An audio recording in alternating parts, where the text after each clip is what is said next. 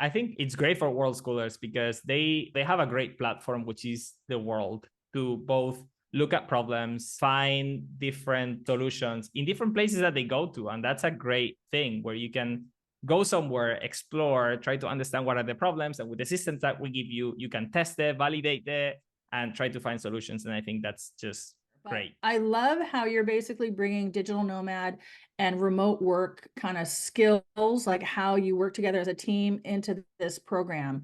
So the kids will learn these 21st century programs and skills. Hey, a quick intro in case you're new to my channel. I'm Lizz Quain and I'm a world schooling coach.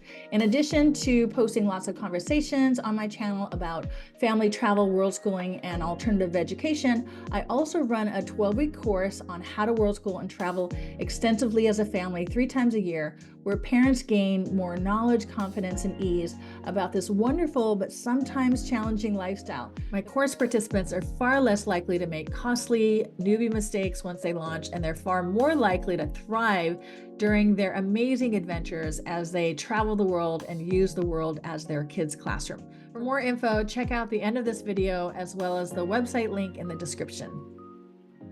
Hello, everyone. How is everyone today? I'm really happy to introduce you to yet another fantastic and innovative EdTech founder. This is kind of my specialty. I try to find really innovative online programs because it's so good for world schoolers to have it, something that's portable and you can access all over the world. So let me tell you a little bit about Jorge. Jorge Sánchez Hernández is the founder and CEO of the Journey, which is a new global virtual program where students aged 13 to 17 meet weekly to gain real-world skills, learn about global problems, and launch their own projects, whether they're entrepreneurial projects or other projects. So I think it sounds like a really interesting weekly program for globe-trotting, world schooling teens, and really any teen that wants to be better prepared for the future. The Journey does have an upcoming 8-week summer session that will help teens learn how to launch their own business. Yay, I love that. Address humanity's most pressing global issues and get the soft skills they need to thrive now and in the future. Jorge is a serial founder. He's been a European Youth Forum trainer. He's had stints at Google and also at Synthesis, which is another online program. He was a senior teacher there. He's a college dropout, and you join a good list of college dropouts like Bill Gates and a whole bunch of other Steve Jobs and all those other entrepreneurs who just said, I'm just going to start working instead of finishing these needless university classes. But he did get an MBA, so that is handy.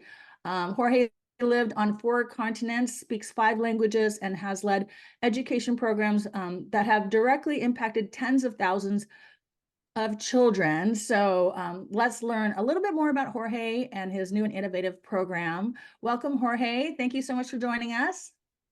Yeah, hi, Liz. Thank you so much for that kind introduction. I'm very happy to be here.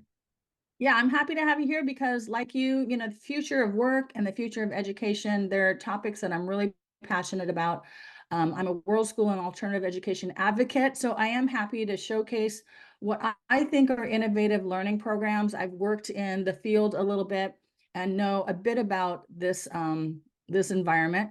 So I'm really glad to have you here. I did want to mention that I created a list of over 70 or 80, I think 80 online schools and learning programs, because there's full-on schools and then there's learning programs like what you have. And I share them with the participants of my 12-week course on how to world school. And obviously there's a number of traditional programs on there. I think, for years, homeschoolers were using what was called box curriculum, and now they have online versions, but they're kind of antiquated and not very inspiring. But luckily, there's a growing number of more innovative ones. I've talked to people about online schools, and some people say, oh, my kids don't like online school because during the pandemic, when their school closed, it was awful what they had to do. And it was so boring and they were online for hours a day. And I tell them the school system doesn't know how to do online teaching or help kids learn online. They do it the old way where it's just they lecture, they're transferring information, wanting kids to learn it and memorize it and then take quizzes. And I even heard of one teacher, instead of using the digital whiteboard. She had like a big whiteboard behind her or blackboard and was writing there, and the kids couldn't even see it. And it's not interactive like a lot of the innovative online programs. And I have seen so many kids just love learning in this way. They're laughing, they're having fun, they're talking, they're coming out of their shell. So if you guys are thinking that these online programs are like what the school system offers, I want to break that mentality if I can. So I am not a fan of the traditional school system because of that, the way they teach. And, you know, it's the age of the internet now and artificial intelligence. So I think it's pretty outdated. It's not preparing our kids for the 21st century. And I agree that more kids and teens should learn entrepreneurial skills. So I'm super happy that you're teaching it, because it's not taught in the traditional school system, which exists, you know, clearly mainly to create corporate workers or office workers or, you know, whatnot, to be employees. And I think that a lot of world schoolers, their parents are digital nomads, and some of us are entrepreneurial. So we like to have that option, which is, again, not taught in the school system. And I really hope that more young people can help solve the many problems of the world and be better prepared for the future. So sorry about my big rant on this, but this is one of the reasons why I brought Jorge here to talk about his program. I like that the journey is focusing on really needed skills for the 21st century. It's much more interesting and innovative. So your program is a little bit new. I typically interview online schools and programs that have been around for a while. And this is such a new industry. Being around for a while means 2 years, because obviously they haven't existed for decades. But you know, you and I we were introduced by a mutual connection. We have a lot of connections in common on LinkedIn who are in ed tech and alternative education. So after we met, you know, even though you're still fairly new, I really wanted to interview you because I think what you're doing is pretty cool. And I think just what teens, especially world schooling teens, can get a lot out of. But first, since our audience is made up of mostly world schoolers or those who hope to world school, I just wanted to get some world schooling related questions out of the way if I can, because we kind of have some unique challenges or requirements versus a stationary family. So let's first find out if your learning sessions are live and synchronous. Yes, right? All of them? Yes. All of our sessions are live and synchronous. They are recorded though, so the students can access them afterwards whenever they want. We send them a link that includes the recording, the transcript, the chat, all of the files or documents that were shared during the session, so they can access all of that at will whenever they want. Okay, good. Because sometimes we have a plane to catch, you know, or we're meeting up with some other world schoolers or locals, we're immersing into the culture. So that is really handy. I did look at your website, and it seems the time zones that the journey would work in are mostly in the Americas and Europe, possibly Eastern Australia and New Zealand, but not so much Asia so far. Can you correct me if I'm wrong?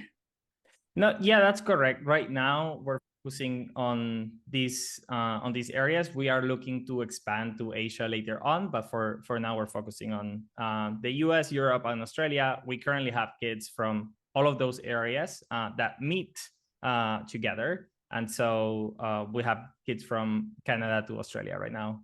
Okay. Yeah. Super. And how many hours a day or hours a week does a typical student spend attending your live sessions and then also doing their learning work offline?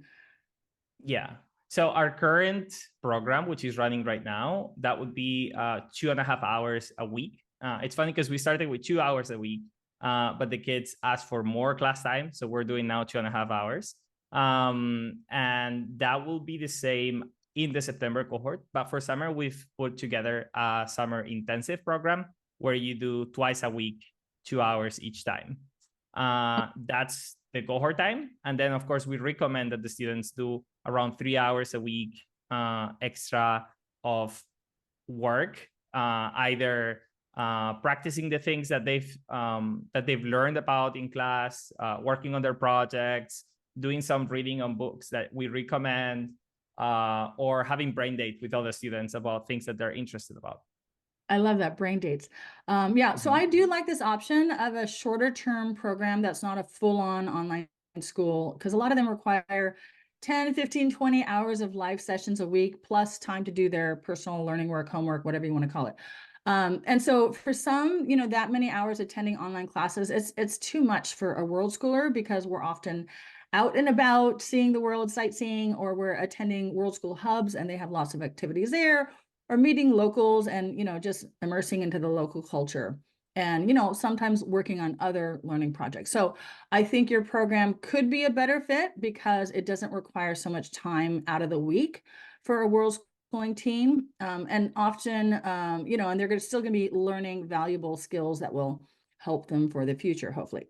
Okay, so what are the ages again? It's 13 to 17, but we evaluate that on a case-by-case basis. So there might be younger students that come and we feel that they're ready. They feel that they're ready and willing, and then we can accept them into the program. Do you think in the future you will ever open up another cohort maybe for younger kids?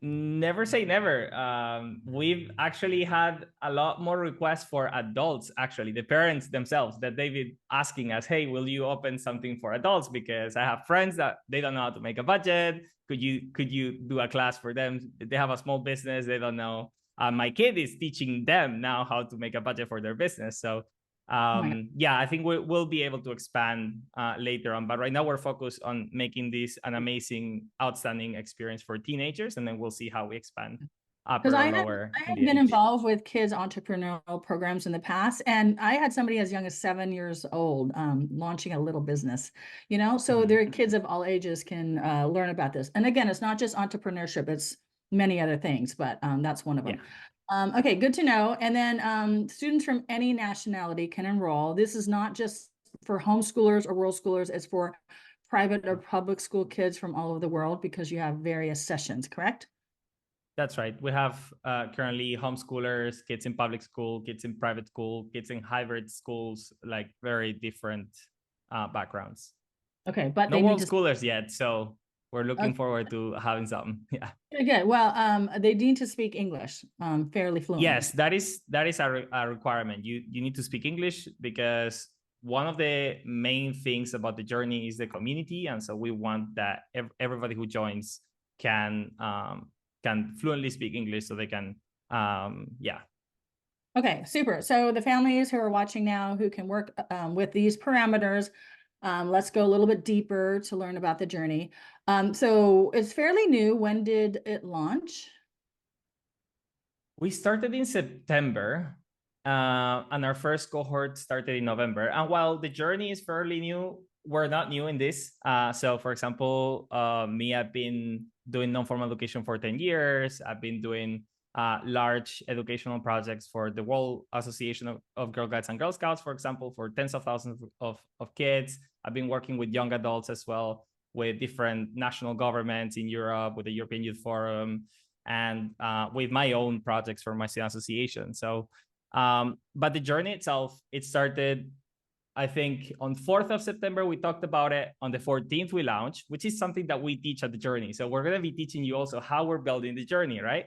And then in November 4th or 2nd, we started our first program. It was going to be for 3 months.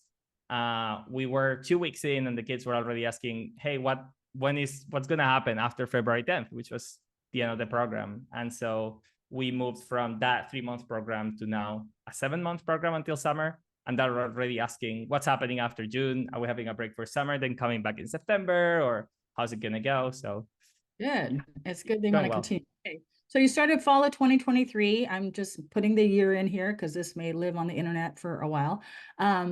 Let me know a little bit about the reasoning or what's behind the name, The Journey.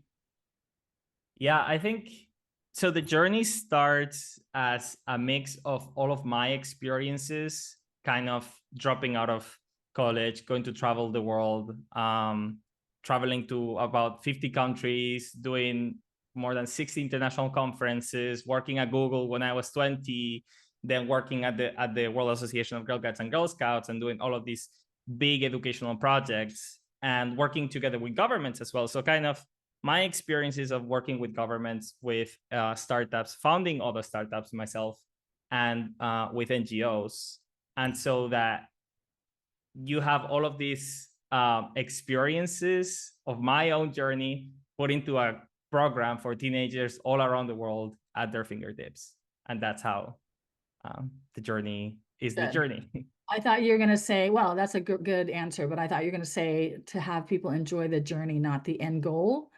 Yeah, which is important, because I think when people hate the journey, whatever they're doing, they're in school, but they want to get that degree or whatever their goal is, that's kind of sad. So it's good to really, you know, have passion about the journey that there are and enjoy it. But your journey has been really interesting. Let's go really into, why did the journey launch? Like, what's the whole purpose of it? What was your motivation, your reason for launching this type of program? Yeah, you know, I was a trailblazer myself as well in terms of education, because I learned most of the things that I knew and that made me a competitive person in the job market and in the startup market was through non-formal education and learning outside of the classroom.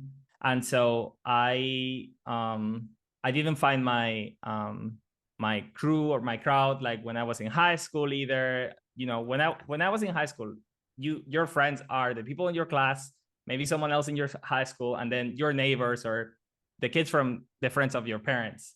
And so I thought that community was a thing that teenagers are craving a lot nowadays, expanding their comfort zones or their horizons by expanding their communities. And, you know, you are who you are based on who you surround yourself with, right?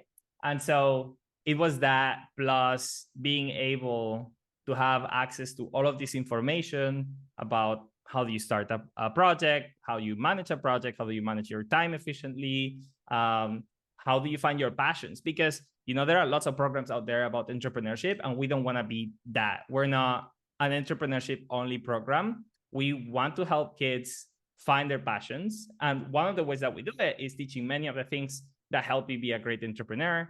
And you can launch your own project and you can see things, but it's more than that. So mixing all of the soft skills and the business piece and the global issues, and that's how I thought that, or we thought that this is something that kids and families want and are interested.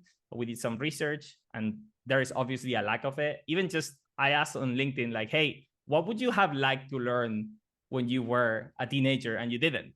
And many of the things that were there were actually things that kids also want to learn nowadays and that are part of our curriculum. Awesome. Awesome. Yeah. Because you grew up in Spain, and parts of Spain can be very conservative and traditional, and, you know, the school system and the society and the community. So why do you think the traditional school systems, they're slow? I mean, around the world, not just Spain, are so slow to change and not offering what, you know, your friends are saying that they were lacking in their school years? Why are they so slow? I mean, I guess there are many different reasons at national level, regional level. In Spain, for example, education is a regional level thing. In many other countries, the systems basically are, it's very tied to politics. It's tied to politics. And so the political systems are short-term, and this is a long-term problem. So short-term systems are not good to solve long-term problems. That's first of all. Second, I think there is a lot of need for upskilling teachers. I think teachers are amazing and they do things with passion and will, but they don't have the systems in place to support them, to support the learners, right? And so I think that that's why so many other smaller and alternative schools and programs are coming up who can move faster, much faster than education systems can. And yeah, I think my kids will also have a lot of. Jorge, if I could just mention, the sad thing about that is these private companies that are launching by, you know, young entrepreneurs like yourself. Obviously, you need a budget, you need to charge a tuition, so it's a private school basically. And the public school, which is paid by tax dollars, I mean, you know, somebody with a lower income can't afford you or any of these innovative programs. So initially, it's kind of the privileged families that are more innovative, cutting edge kind of people wanting to be the early adopters. So I really hope that more and more of these will spread. I'm a big fan of, again, I don't believe in all the political stuff that goes along with school choice, but I do wish that, like the state of Arizona and Canada and other countries, they will give the homeschoolers or the learner a budget, and they can pay for whatever program they want, whether it's joining a micro school or an online school, and not have to go to the public school. So they get back some of their tax dollars, which is supposed to be educating them. And I hope more and more, countries and provinces and states will do that. Okay, Yeah. wonderful. Can I? Yeah, I just wanted to say, yeah, I think that would be a super interesting thing to do. And I think there is small progress because there are things. I studied for a year in the US. It was different than some of my kids that are in the US now. They tell me, oh, I'm doing business class, for example, at school, which is very interesting. Generally, it's being taught by someone who's never made a business themselves. So that's also another problem, right? And that's the difference with the journey. We'll never have just teachers. We'll have people who are charismatic, have experience, have built startups themselves, have done their own trailblazing around the world on their, and been outside of the systems. And one more thing was about the fact that lower income families might not be able to afford this kind of programs. Completely agree. And I come from a low middle income family as well. So that's why it's very important for me that we're not making the gap bigger. So in the journey, from the first moment, we've had up to full scholarships. And so that's a thing that we want any curious teenager that wants to be there to be there. And if your family can't afford it, that's not your fault. We want any kid in any situation to be able to apply, and then we'll find a way so that it works out. Awesome. Yeah, I like the sliding scale situation. That helps because there's kids all around the world who probably could use this. All right, so let's get into the journey's main educational or learning philosophy. It's project-based, yes, or are there other philosophies? Can you kind of talk about the model? Yeah, so we use non-formal education, which is a very developed concept within the student associations in Europe. That's where I learned everything. And so we use systems like Naomi. Basically, what we do is that we center the learning around the student, and it's not around the teacher. The formal education system, you would see, if we could express it somehow, it would be like a teacher is a dot, and then there are lots of lines of students lined up listening to that teacher, right? The non-formal education system is generally where the teacher could be a dot, and then there would be a circle around them. All of the knowledge doesn't come from our program guides, but it's also a discovery process from the students themselves. We more use Socratic questioning and hinting. Of course, we teach the kids things, but our students find out things on their own, and we teach them from day one to embrace failure and how to learn from failure, which is not something that at school is good. You fail and it's bad. Your parents get a note, and you did something wrong. Here it's not like that. And so we use non-formal education, lots of project-based learning, lots of challenges where the kids have to come up with a solution in a short amount of time by doing research, working together, and presenting the solutions. Like in the real world. Yeah. Exactly. Right? Awesome.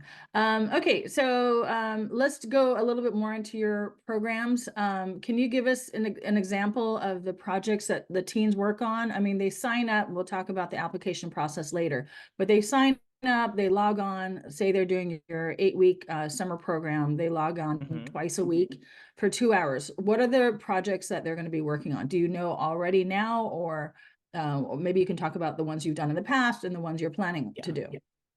It's going to be completely up to the kids. And this is one of the things. It's not always going to be a business.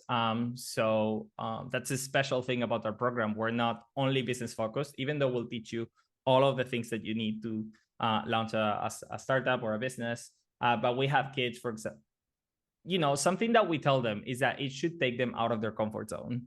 And so, for example, one of our kids, he really took this out very seriously, because he said that he wants to be the best reader in the world. And but that he hates writing. And so we told him about his own project and what it could be, and he thought he would write a book. So he's writing a book. He's finishing now a kid's book to help them also learn lot for reading. We have other kids producing their own music. We have kids launching a board game for teenagers to get to know each other in a healthy and safe way. We have also businesses. For example, we have a girl who's doing, she has ADHD and she loves slime because it helps her, with her anxiety and focus and so on. And so from day one, she was very focused on this. So she's been doing that. And she's already sold slime within a couple of months of being in Journey, which is really exciting, right? A 13-year-old that didn't think that she could, but definitely did it. Okay, awesome. So the kids come up with their ideas, or I guess you help them if they're stuck. Yes. You help them figure out how to make their project a reality and all the steps to get there. Yeah, that's right. And while we have classes, like in the cohorts and the live sessions, we will focus on a system and how you can apply that system. Then we also have one-on-one mentoring and coaching. We're on the Slack community where the students can message their program guide throughout the week at whichever time. It's an asynchronous platform of communication, so they can write if they're in Australia, and if their program is in the US or in Spain, then they will answer whenever they see it. And that's what you said is really important, because some of the kids come without any idea of what to do. They're just curious and they want to do things, they want to do incredible things, but they don't know what. And so through different systems and processes that we have in our sessions, we help them find out how to combine the things that they like. For example, the girl that's doing the board game, when she came, she said, oh, I really love design and psychology, but I don't know how I could ever work on those two things together. And then we came up with, okay, let's do a board game that helps you connect with others. And that was like, wow, that's incredible. Like, I didn't know that I could, connect those two things. And that's something that we can help other students as well. That's awesome. Because I think people have ideas, but it's overwhelming. Like, to actually make it happen seems like such a huge project. And I really like how you maybe hold their hand a little bit and kind of let them know step by step what they have to do to move forward in small chunks, right? I think that is really good for kids to learn to do that, because otherwise they're too intimidated to start because they think, oh, it's too much and I can't do it myself. You did mention that you had a student with ADHD. One of my girls also has ADHD, and she would love to do slime too. She does more crocheting. That's the thing she's into recently. But you can help kids with learning differences who are possibly on the spectrum. Yes. Do you have any more examples of how you can help them? Yeah, we have a couple of kids with ADHD, and what I've done in the past is just have a honest and open conversation, both with the parents and with them, to see what are the different things that we can do to help them feel at home, at ease, and whenever they don't feel like they are in the right space or moment, then we just drop it for now, come back to it later. Yeah, it's a very open process where we just talk and figure things out together. Okay, good. Yeah, because my daughter, I mean, she has done online learning in the past, and sometimes she loves it, and other times she's just not in the mood and she won't focus and will drift off and get her phone and play a game, and I have to take away her phone. Yeah, okay. So I can tell you that somehow doesn't happen much here, because our sessions, as I'm telling you, I've been an educator for more than 10 years, but I'm not a teacher. And so our sessions are very engaging, where the kids are constantly either working in small groups or doing some sort of like working on Miro, or so they always have something to do. Even when we're teaching things, we teach them either through storytelling or through a Kahoot. Like, we've learned about the education system and why, and Rockefeller and so on, through a Kahoot doing storytelling. And so it's like we use ways to keep the kids engaged all of the time throughout the session. In the age of YouTube and TikTok, you got to keep those kids engaged with a fun way for them to learn. What involvement do you need from parents, if any? I mean, obviously, they probably enroll the kids and pay for it, but after that, do they need to get involved? Some parents get more involved. Some parents are not involved at all, where they don't even read the emails that we send, or they read them like every few weeks or so. Every week we send parents an email with what we've done and what are some things if they want to support their children, but they don't have to.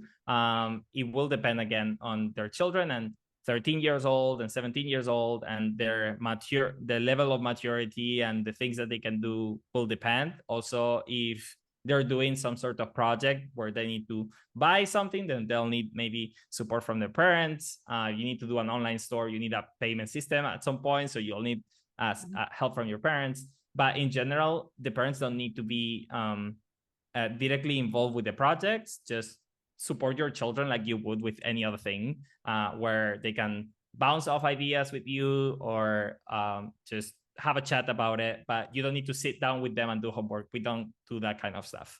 That is awesome.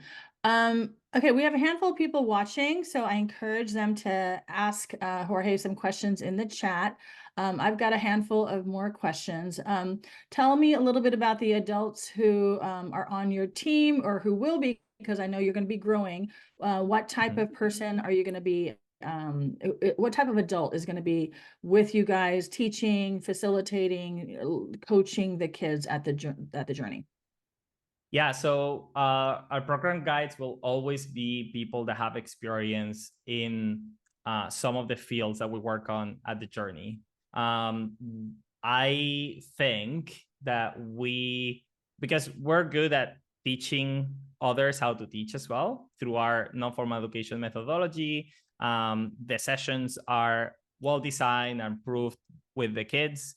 And so we're looking for, in general, for people who, again, have either done startups or launched their own projects that, they've learned in non-formal spaces. They've kind of been trailblazers, as I said, like they've gotten out of the regular path to do something, because that's also many of the families that we have. They have done something to get out of the regular path, and they found us then. And so I think that has to be also, we have to be fair to them and find these interesting people that will be mentoring and coaching the students. Awesome. So not just certified teachers. I agree. You need to get the experts in the field who have done that particular type of work. Yeah, we don't care about certifications of any type for our students or for our teachers in that sense. We care more about whether you can do it, you have charisma, and you love spending time with kids, and they love spending time with you. Awesome. So you launched in the fall of 2023. You expanded your weeks of your current program, and then you have an 8-week program coming up for the summer. So after the summer, what are you planning? Do you have an annual calendar? Is it by month or semester or quarter? How are you planning to schedule this? And would the students join you for a long term or just for a certain cohort? How does that work? Mm-hmm. Yeah. So currently, with the launch of this summer program, that's a summer program that can be a standalone thing, or it can be the beginning of your longer journey at the journey, right? So it is complementary to the regular long-term cohort that we will be launching in September, which is similar to the one that we launched in November. So the idea right now, we're looking at different things, but it's to have something where you go throughout the school year. So September to June or so, where in the summer program now, it's more intense. The kids will likely have more time, and you'll be working more to create something in teams. And then in September, you'll be working on creating something of your own, maybe something bigger. Like you can launch a startup, you can launch a business and prove it and sell in 2 months. But bigger things take more time as well. And so we will expand on your own thing from September on, and also on different skills, not only on the business piece, but talking about different global issues like climate change, or more things on AI, design thinking. We'll talk about financial freedom and the FIRE movement and how you can do that, and what is compounding, and can you create atomic habits and things like that. Wonderful. Awesome. Okay. So let's talk about the pricing. First of the summer program, the 8-week thing, and then what you anticipate for the fall and beyond. Yeah, so our summer program, it's a bundle of 2 months. It's 8 weeks, 16 classes, plus a longer hackathon. That's $1,450, $1,450 USD. US. Yes, US. And that's for the whole bundle of the 2 months. That includes not only the sessions, but the fact that you're on Slack with us, you have access to your program guides throughout the whole time. You have one-on-one mentorship there. And once the program ends, also you stay on our Discord server where you can stay in touch with all of the kids that you met, plus your mentors and your coaches as well, in case you want to continue things and get back to them. That's completely fine. And as I said, we have financial aid for families that might need it. And also because, we love, even though I didn't do it while I was in high school, I did learn while I was traveling throughout my young adult life. So we wanted to put out a discount for Trailblazing families. So for anyone coming from the group, just let us know that you come from Lizz or from the Trailblazing families group. I will give you a 10% discount. Awesome. Thank you. Thank you so much, Jorge. Jen is asking if the classes are daily or on weekends. I think the summer program is twice a week, like Monday, Wednesday, or Tuesday, Thursday, correct?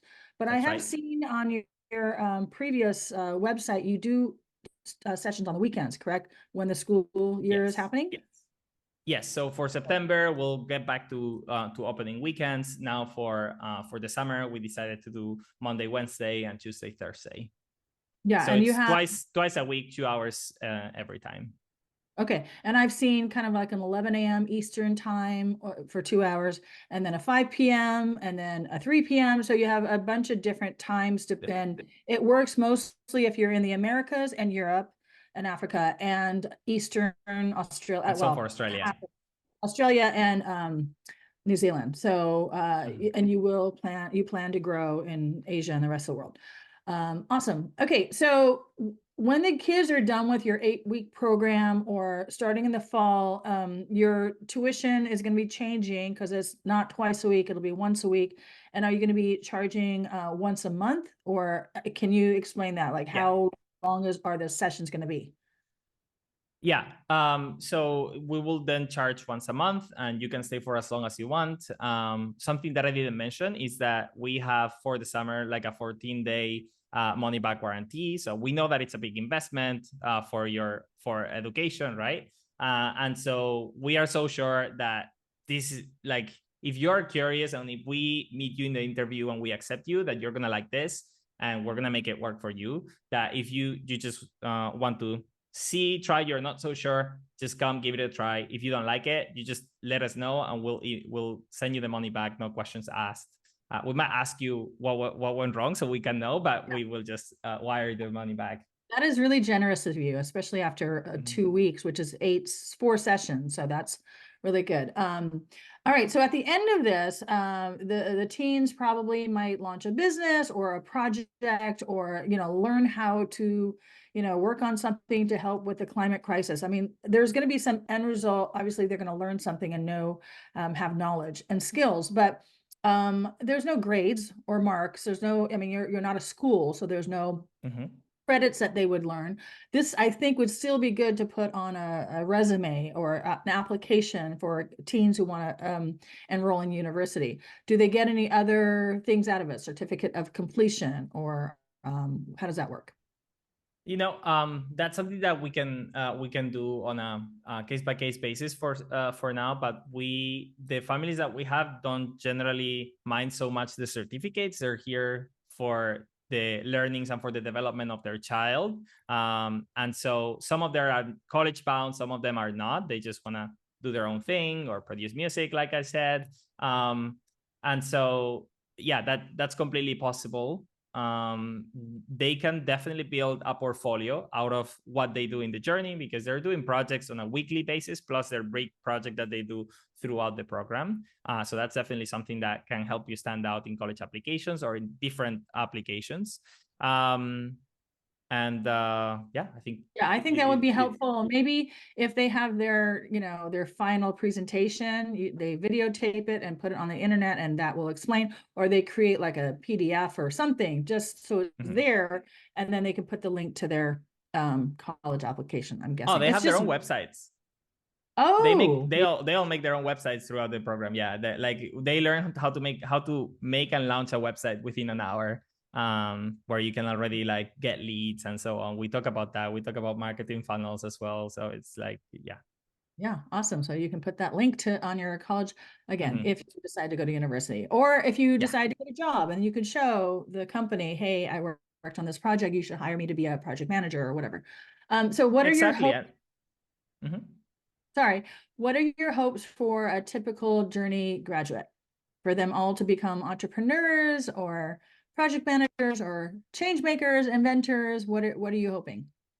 I have absolutely no intentions or hopes other than that they will go on and do whatever they find interesting afterwards, and that they'll have a set of tools and skills to excel wherever they go. And that's what kind of happened with me, and that's what I'm trying to convey with our program, which is that I was like a Swiss Army knife. I learned a set of systems and abilities to excel in many different things, not be the top 1% at anything, but be good at many things. And so that's what we're teaching them, so that they can get out and thrive in whichever space they choose to be afterwards. Because while they might come and be like, oh, I want to be a musician, maybe in 2 years they don't want to, and that's normal. They're teenagers. Like, I think it's horrible already that they, when they are 18, they have to make this huge choice of what am I going to be for the rest of my life, right? So I think the idea is that we give them enough tools, and that they get the soft skills and systems so they can do whatever they want and thrive in whichever space they choose to be. Exactly. I saw a report, and I can't remember the statistic, but a big percentage of millennials change their job or career multiple times throughout their lives. And for this, exactly. And so for the school age kids, the current kids, I mean, there's a vast majority of the jobs of the future haven't been invented yet. So it's not important to know all the skills right now as far as the knowledge. It's important to know how to learn. And this is the problem with the traditional school system, is the teacher is there telling the kids, trying to get them to memorize all this information. 80% is irrelevant for the future, and they're not building skills, including how to figure things out on your own, and how to take an idea and turn it into a project or a business or a cause. Okay, so how is the journey different from other online programs? Because there's some schools, and then there's other online programs. What makes you guys a little different? Yeah, I think the first thing, we already talked about it, right? We're not focused just on business, and lots of things are focused just on launch a business in 4 weeks or launch a business in 8 weeks. You're gonna gain real world skills in our 8-week program in the summer, or in our longer program in September. But we focus on 3 main pillars, and I think that's the differentiation. The part that we have those 3 pillars, which are that you're gonna learn how to launch your own project or business. Again, not business necessarily, but it can also be. That you're gonna learn what are the different, humanities, global issues, and how you can tap into them, how you can help solve some of those, and then what are the soft skills that you need now to thrive in the future. And so that combination of those 3 things is what makes the beginning of your journey afterwards as well. Okay, awesome.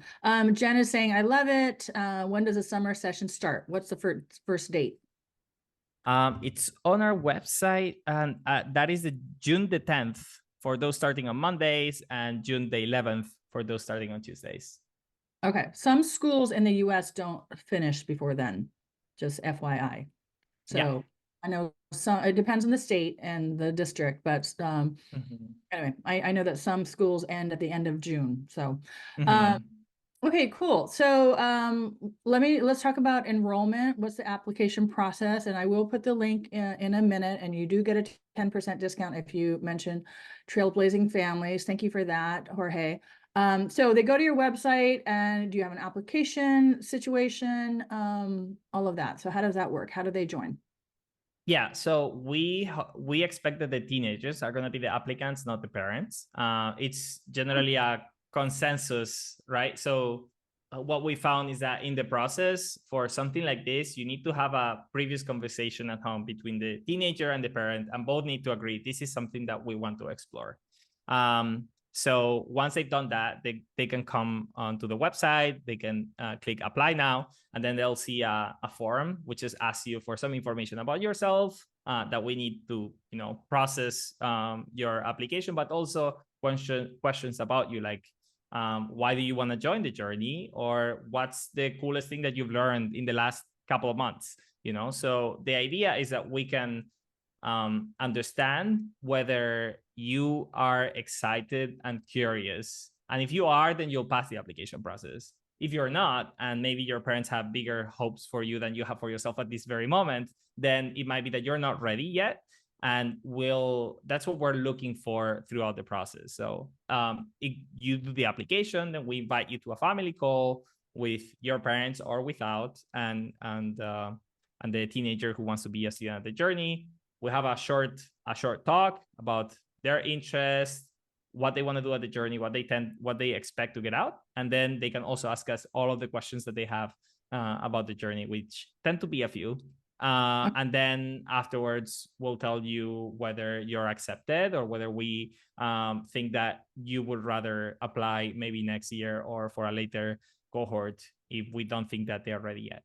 Why would you think they're not ready? They're too young or something, or their English is not at the right level, or what are the reasons why? It might be the English. It might be we've had also applicants where, as I mentioned, the parents had bigger expectations for the kids on what they want to do than the kids themselves at that moment. The kids weren't that invested or interested, but the parents really wanted to be there. And this is not that kind of program. What we're building is a community of curious and excited teenagers that want to be there. And that's super important for us. The community that you get in the journey, you won't get anywhere else, because we're vetting so that kids who really want to be there and do things and do cool things are going to be there. And so we don't want to have people that are not, that have been dragged to the program by their parents, kicking exactly. No, I get it. So, all right. So the teens need to have total buy-in. They need to want to do this, and they need to fill out the application. And I'm guessing the parent just needs to type in their credit card at the end. Yes. Yeah, I mean, the kids don't have to have full buy-in when they come in. They might just be interested, right, in learning more. But once we have the last conversation, we need to see, okay, are you interested? Are you not? We think that if you were interested, this works for you, or whether it doesn't, And we've had kids that were like, their parents were like, oh, but my kids, they don't know. So we just have like a very informal chat with them. We tell them what is it that they could do. We find out a little bit more about them, and then they can think, okay, is this for me or not? And we'll also do the same thinking. I have to say, so many teenagers, especially those who go to public or private school, they're really unmotivated because they have had the love of learning sucked out of them by being in that traditional system, like being in that box and being told for years and years what to learn, and being, just all that knowledge that they're not interested in. And so this type of program is totally, taking the opposite approach, where you're trying to find out what they're interested in launching or doing, right? And having them tap into their passion, their curiosity, their ikigai, the Japanese term of finding your purpose, versus you guys saying you should be doing X, Y, and Z. So a lot of the kids, because I've seen this, I've worked in ed tech, a lot of the kids, especially teenagers, they join because their parents suggested it. And the parents are like, I think you would find this program different. It's more innovative. It's more self-directed learning. It's more kid-focused, not teacher-focused. And they might be like, fine, I'll try it, hopefully. And then once they're in, they love it. And if not, again, you give a 2-week money-back guarantee.